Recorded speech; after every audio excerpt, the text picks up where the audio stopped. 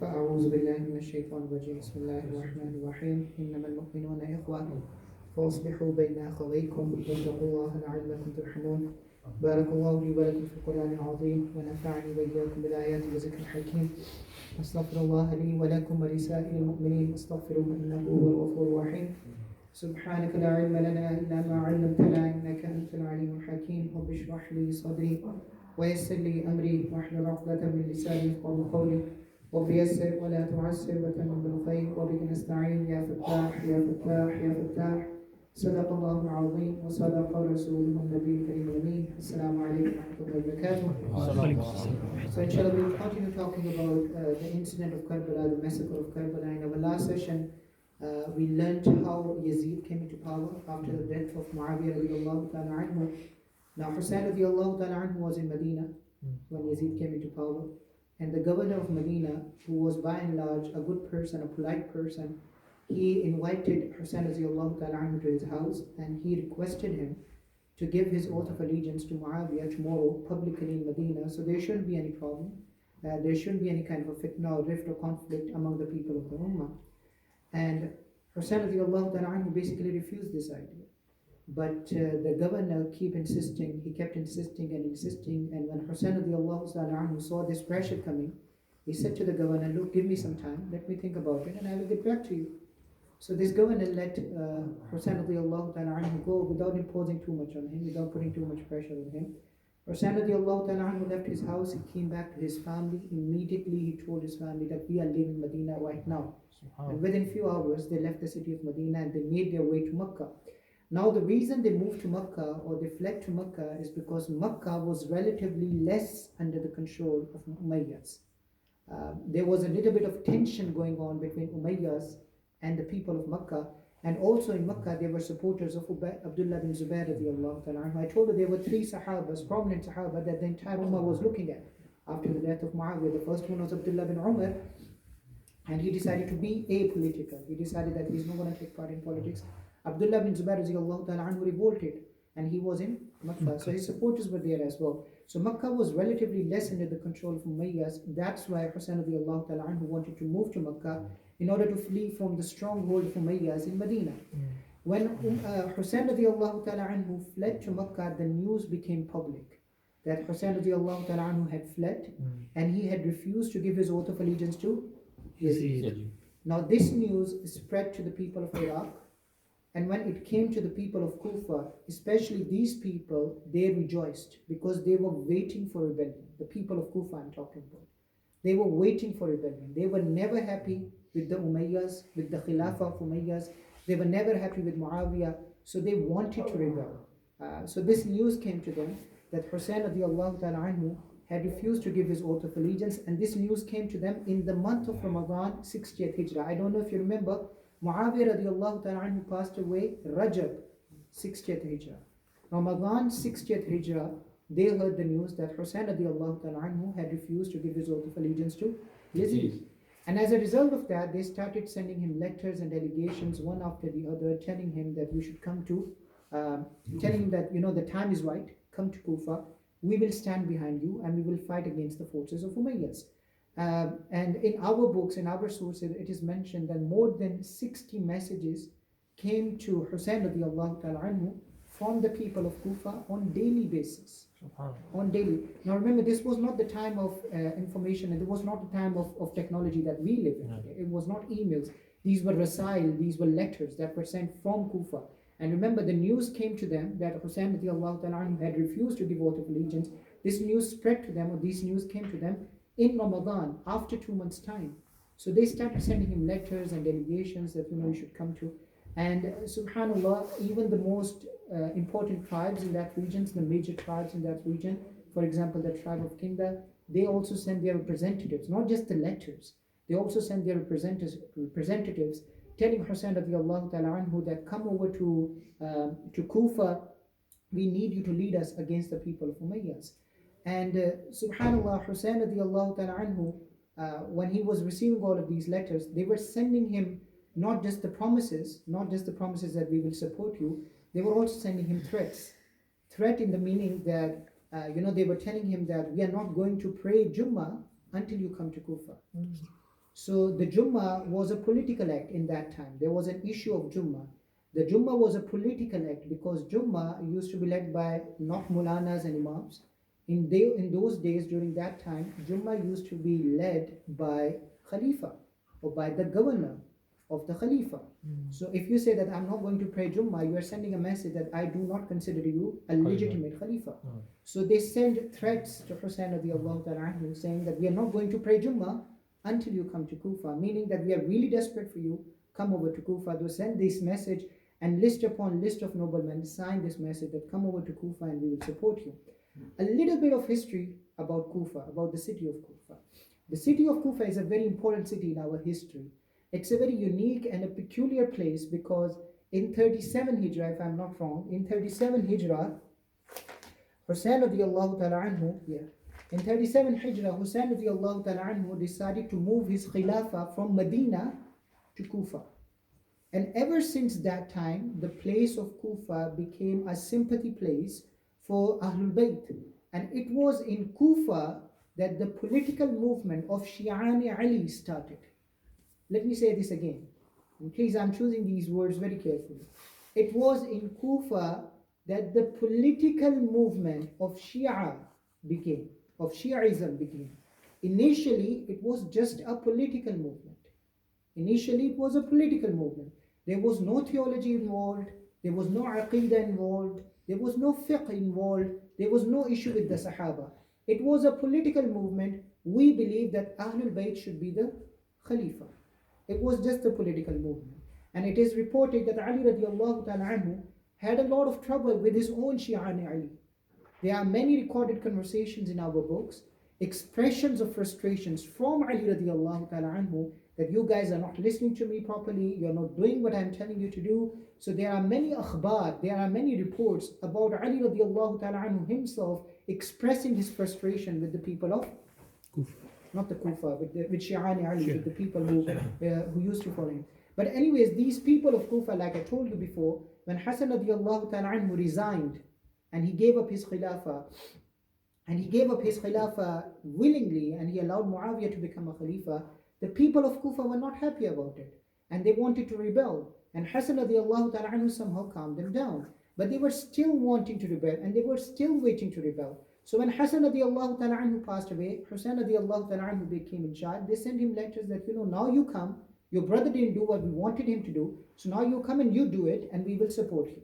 Hussain radiallahu ta'ala anhu, after receiving all of these letters and delegations, he's a human being at the end of the day. If somebody sent you that kind of a support, every single day you're receiving 60 messages, you're receiving you're receiving representatives from these major tribes, like Kinda, it was a big tribe, and you're getting their representatives and you're getting their letters and delegations. Obviously, Hussain radiallahu ta'ala anhu was convinced, but still he was very cautious. So he decided to send his cousin to check out the situation. He decided to send his cousin to see, is it worth for me to go there? Is it even possible for me to travel to Kufa with my family, because he has his family with him? Is it even possible for me? So he decided to send his cousin. His name is Muslim bin Aqil bin Abi Talib. Muslim bin Aqil bin Abi Talib. This is his cousin, Hussain radiallahu ta'ala anhu's cousin. Muslim is the son of Aqil, and Aqil radiallahu ta'ala anhu is Hussain radiallahu ta'ala anhu's older cousin. He's the brother of Ali radiallahu ta'ala anhu and Jafar radiallahu ta'ala anhu. And his son's name is Muslim. So Muslim is Hussain radiallahu ta'ala anhu's cousin. So Hussain radiallahu ta'ala anhu sent him check out.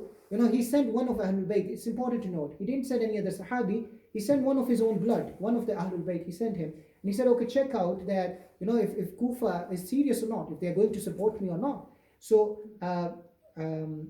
Muslim bin Aqil radiallahu ta'ala anhu, he left with only a small group of people, just 2 or 3 people, because it was a scouting mission. It was not a spying mission. It was a scouting mission, just to find out, to figure out, is it worthwhile for Hussain radiallahu ta'ala anhu to move there with his family. He arrives in Kufa in Zul Qa'dah 60th Hijrah. In Zul Qa'dah 60th Hijrah. And we all know that all of this is going to come, all of this is coming to an end in Muharram 61 Hijrah. So we are only how many months away? 2 months. Only 2 months away. So you know how this is building up. Yeah. He arrives in Kufa in Zul Qa'dah 60th Hijrah. And when he arrives in Kufa, people were rejoiced like they have never rejoiced before. And within couple of weeks, thousands upon thousands of people. At-Tabari rahmatullah alayh, he mentions that in the course of 2 weeks, more than 12,000 people, 12,000 people gave him oath of allegiance with their hands, within 2 weeks' time. And these 12,000 people, they were representing the bulk of the people of Kufa. Because remember, each one of these 12,000 people, they are representing their own tribe. Each one of them, they were representing their own tribe. So every person who comes and shakes hand with Aqil radiallahu ta'ala anhu, with Muslim bin Aqil radiallahu ta'ala anhu, there are 10, 15 people behind him because he's a leader of his tribe. Once you give your oath of allegiance to someone, it means khalas. I am going to be with you no matter what. You are my leader and I'm standing behind you. That's what oath of allegiance means. And that's how they used to give bay'ah. So the representatives or the leaders or the elders, they would go and they would represent their tribes and they would go and they would give the bay'ah, the oath of allegiance. So technically, 30, 40,000 people, the bulk of the people of the Kufa, now they have decided and they have claimed that they are going to be on the side of Hussain radiallahu ta'ala anhu, because they are giving their oath of allegiance to Muslim, but on behalf of Hussain radiallahu ta'ala anhu. So Muslim bin Aqil radiallahu ta'ala anhu, he is, overjoyed.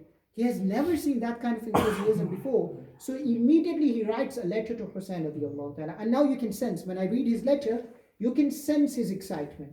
He immediately writes a letter to Hussain radiallahu ta'ala anhu, telling him that the entire city is standing with you. The entire population of the city of Kufa, they are with you. As soon as you receive this letter, do not delay, come. Come over to Kufa, do not delay. He is excited. He has never seen something like this. The entire city is buzzing with the excitement. So he sent him a letter. Look, we are going forward. We are going to attack the army or the people of Umayyah, or we are going to fight against the Umayyads. So as soon as you receive this letter, do not delay, come forth.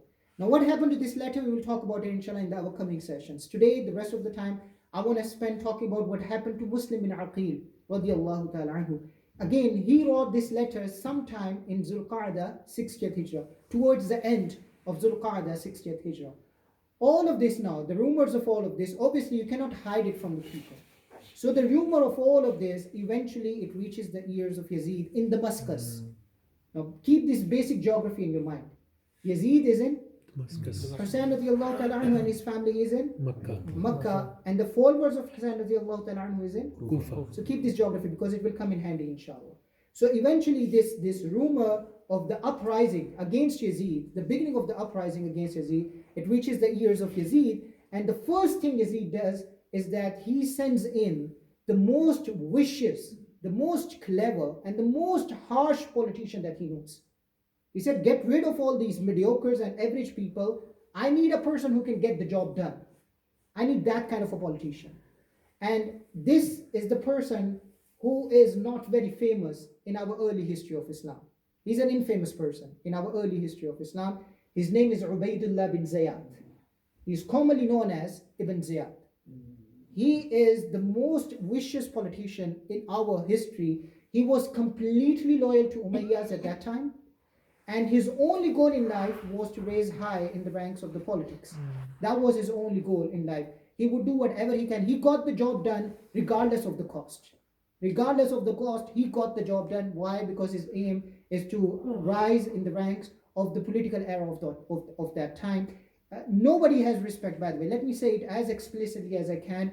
Among Sunnis and Shias, nobody has respect for that person. Among our historians, in terms of his morals, yes, in terms of his politics, he was a very shrewd kind of a person. He was very vicious. He was very intelligent and clever. So Yazid, the first thing he does is that he got rid of the governor of Kufa. Again, the governor of Kufa, because Muawiyah radiallahu ta'ala anhu knew that the Kufa is a stronghold of Ahlul Bayt and the people of Ahlul Bayt. So he appointed a naram, a soft, a gentle person there as a governor. So he got rid of that governor, who was by and large was a nice guy, and he sent in Ibn Ziyad with only 17 people. So his entire entourage, Ibn Ziyad's entire entourage, consisted of only 17 people, because at this time, he doesn't need army. He needs people of brain. And like I said, Ibn Ziyad was known for his viciousness, but he was also very harsh.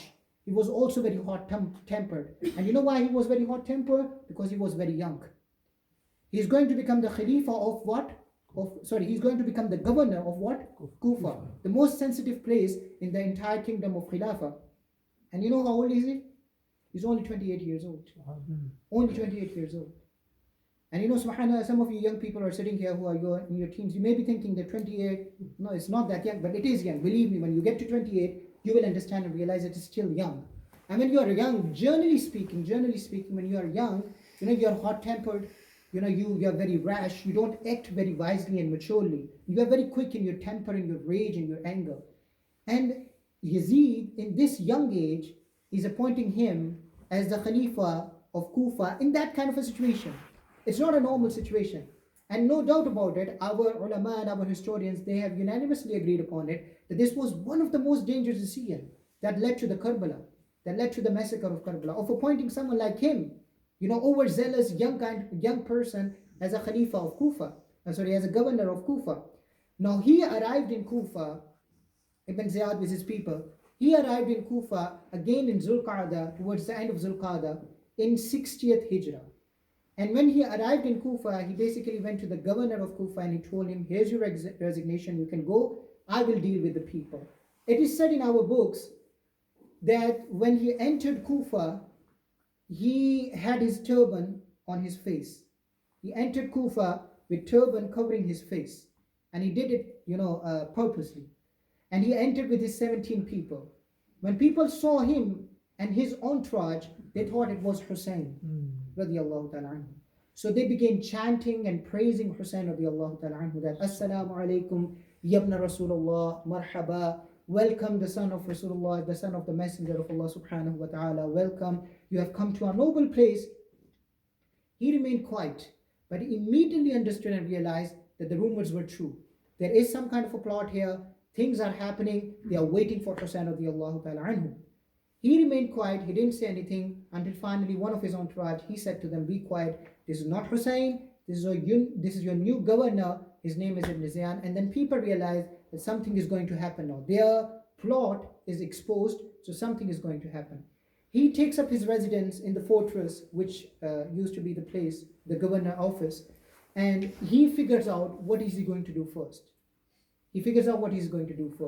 And the first thing he wanted to do is to get to Muslim bin Aqil, to know what is really happening.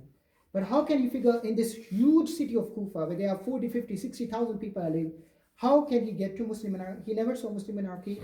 So how is he going to get to Muslim bin Aqil? So he came up with this idea, and this shows how intelligent he was, how vicious he was. He took one of his men, who was not known to the people, by the way, who wasn't known to the people, and he dressed him like a traveler. He gave him a sack full of gold, full of money, full of gold, and he gave him a plot. He said to him that you will go to the people of Kufa and you will pretend as if you are from Shi'ani Ali, from Syria, from Sham. You have come from Sham, but you are what? You are a Shia. You are from Shi'ani Ali, and you have come. And again, please try to understand that at this moment, Shia or Shi'ism, it's not something that has to do with theology. It's a political movement. So they all are praying in the same way. They all are making wudu in the same way. They all are doing things in the same way. It was just a political movement, just like some of you maybe, it's SNP versus Labour versus Tory party, right? So it was this kind of a difference of opinion. It was just a political movement. So he said that you will go and you will make yourself known to the people of Shi'ani Ali. You will tell them that you have come from Syria. You are representing the Shi'ani Ali from Syria. And you will tell them that I have this money, this is an imana, and this is a huge amount of money, and I cannot give it to anyone. I have to give this money to someone who is in charge. You guys understand that? I have to give this money to someone who is in charge, because this is the money of all the Shi'ani Ali from Syria, so I have to give this money to someone who is in charge. So this spy, he spent the next few days going into the houses of Shias, making himself known to the Shias, and finally he started telling him that, I have this money and I have to give to someone who is in charge. Finally, he makes his way to the house of the person who is hosting Muslim bin Aqil. And that person's name is Hani bin Urwa, a very interesting personality. Hani bin Urwa, he was a Shia, but he pretended to be from Banu Umayyas. He pretended to be from pro-Umayyas. Secretly, he was a Shia, and he was known to the governor as well. So meaning governor used to trust him. that this person is working for me. But secretly he was a Shia. So this was a game that he was playing. One of the most noble men, one of the rich, one of the elite of the people of the Kufa, he was playing this game that I am with you, but secretly he was with Shia. And this guy's name is Hani bin Urwa, and he was one of the most noble men. He was one of the leaders. You can say he was, in our times, he's like an MP. So everybody knows him. Everybody knows him, but everybody knows that publicly he was with the governor, but secretly he is with us. So he's playing this game. He's visiting governor every now and then. He's sipping tea with him, but on the inside, he's with the Shias. So this person, Hani bin Urwa, this spy met him, and Hani bin Urwa basically said to him that, look, I'm not going to go and let you meet Muslim bin Aqil. If you want to give this money, you have to give this money to me, and I will hand it over to him. But I cannot allow you to go and meet him. So he gave him this, because his mission is accomplished. He gave this money to him, and he went back to Ibn Zayan, and he told him that it's Hani bin Urwa who is the head here, who's the main person who is organizing. So Ibn Zayd calls Hani bin Urwa, and after Assalamu alaikum wa alaikum salam, after formalities are over, said to him, I know what you're doing. I know that you are organizing this uprising against me and against Yazid, and you're the main brain, you're the main person behind it. So he kept denying, he kept saying that I don't know what you're talking about, I don't know what you're talking about. Eventually Ibn Ziyad calls that spy out, and when he sees that spy, when Hani bin Urwa sees that spy, he realizes that our plot has been exposed now. So this spy comes out and he says, I was the one who gave you money, now you're going to deny it in my face.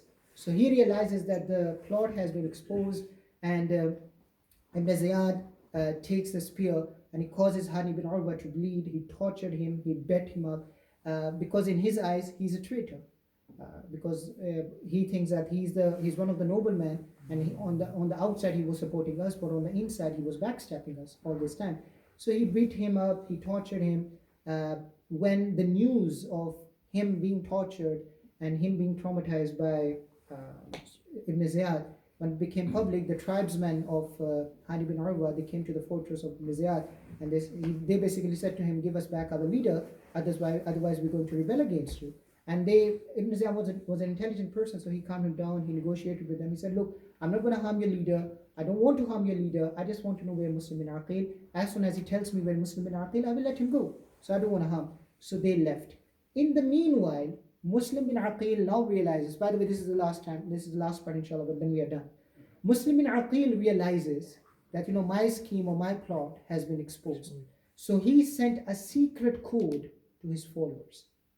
There was a secret code that had been put in place. I know here I need to point out, as a side note, I need to point out, a lot of times we become really harsh and we say things about Shias that we shouldn't. Our ulama and our historians, especially, I was reading Alama Zahri today a lot, and he said it here in this point that Shias, they came up with this taqiyya and hiding things because of these reasons, because they were politically oppressed. They went through a lot of difficult time. So they had to come up with the doctrine of taqiyya or kityan, of hiding things, of keeping things secret. So there was a secret code. He had a secret code, and that secret code was Ya Mansur Amit. That was the secret code. Ya Mansur Amit, meaning that we are going to attack, come in arms, prepare for the battle, and we are going to attack. So when he realizes that Hani bin Urwa has been imprisoned by Ibn Ziyad, and our plot has been exposed, he sent out this message to his followers that come in arms, and we are going to attack now. How many people gave him bay'ah? Shake directly with their hands. 15. How many people? I just mentioned 12,000 people, right? 12,000. And they were representing how many people? 30-40. Technically speaking, 30-40,000 people they have claimed to be with the side of Hussain. Out of these 12,000, let's not talk about 30-40,000. Out of these 12,000 people, only 4,000 came forward. Okay, even 4,000 is okay, because 4,000 against the entourage of how many people? 17 people. They might get somewhere. So even 4,000 people are okay. So they all agreed. Muslim bin Aqil is happy with that. So they agreed, okay, we are going to go to the fortress. We are going to march to the fortress of Ibn Ziyad, and we are going to get Hani ibn Urwa free, and we are going to kill Ibn Ziyad. So they marched towards the fortress, and they camp outside. Now they are waiting and waiting and waiting. And Ibn Ziyad, again, like I said, he was a very shrewd person. So he looked out and sees who's out there, which tribes are out there, because he realized that at that time, Arab works in their tribal system. They are divided into their tribe. No matter who they give their oath of allegiance, they are going to follow their leaders. So he saw which tribes are out there, who is out there, and then he found a sympathizer from each group. From each group, he found a sympathizer and he negotiated with them to cut them off one by one, one by one, one by one. So much so that Zahri Rahmatullah alayhi mentioned he even uses mothers and fathers against the children. So he sends in mothers saying that, come back home. Why are you so worried about Muslim? He already can't you see there are so many people with him? Nothing will happen to him. Don't worry about him. I don't want to lose you. So come back to home. Emotional blackmailing. Fathers came out and they said to their sons, what are you going to do when the army or the troops from the Syria will come and attack you? Are you going to die? And for what cause are you going to die? For what reason are you going to die? So he work out with every single tribe, he work out what they need, he negotiated with them, and in return he took a promise that, you will not support Muslim bin Aqil, you will not support Hussain, you will not support this uprising against me or against Yazid. So he negotiated, he did whatever he could, he used all the means that he could. Within a day, in the morning they had how many people? 4,000. 4,000 people. By the time they read their Asr Salah, and Muslim bin Aqil turned around and there were only 70 people behind him. Within a day, there were only 70 people there. Maghrib time came, he led the prayer, and by the time he finished the prayer, the darkness had fallen, he turned around and there were only 10 people left. They began the Salah with 30 people, Maghrib Salah with 30 people. By the time the darkness had fallen, he turned around and he saw there were only 10 people left. What happened after that, inshallah, we will continue talking about it. I've already taken half an hour. But one thing that I want to make a request, inshallah. The story is quite long, as you can imagine. It's quite long. There are so many details into it. But the thing is, I've promised that I'm going to end this series in 4 weeks' time. I need a little bit of support. If you guys are enjoying these sessions, I know that I normally take half an hour this time, but if you can make time, inshallah, and come on Fridays, because I'm going to be leaving for Pakistan on 26th of October, so I only have two weeks left. So if you can also come on Fridays, so we'll do it on Mondays and Fridays, Tuesdays and Fridays. Tuesdays we do a little bit longer. Friday, I know I will be extremely tired on Friday as well. So we'll do a little bit shorter, like 15 minutes, 10-15 minutes. But in this way, inshallah, we will be able to cover the entire series. My idea is not to just give you the story of it. Towards the end, there are some conclusions that our ulama, our historians have driven. And these are the conclusions that I'm more interested to share with all of you. So if you can, inshallah, all of you are, I know sisters are quite motivated, so I don't need any promises from the sister side. But the brothers are okay. All the brothers who are sitting here. I don't want to miss out on any of the brothers. Is it okay, Haji sir? Inshallah. ठीक है sir. Inshallah, we will